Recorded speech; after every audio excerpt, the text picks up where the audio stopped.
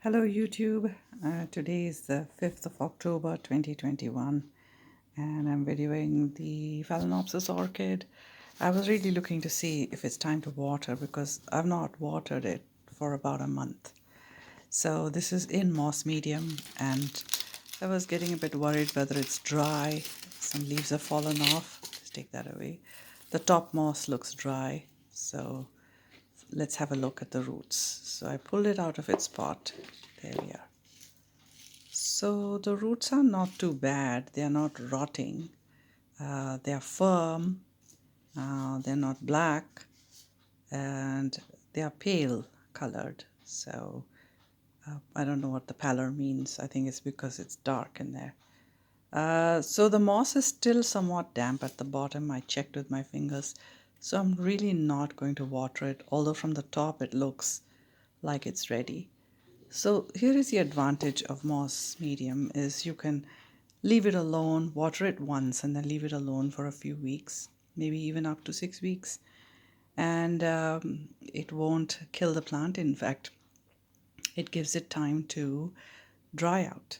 So drying out is the most important thing for root health, and excessive water and water logging is what kills most orchids. The most common cause of a dying orchid is roots. Now there's another thing here which I noticed here. Can you see where that I'm trying to focus there? Between the leaves. Let's see if I can point it out. There. I think that is a spike, but it could be a root because of the coloring. The coloring is okay, let's see if I can get it in focus.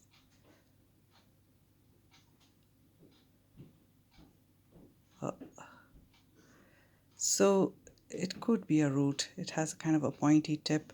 So until we get the bifurcation of a spike, we're never sure. But from the location, it's like between the leaves, it looks more like a root. Roots usually are like this.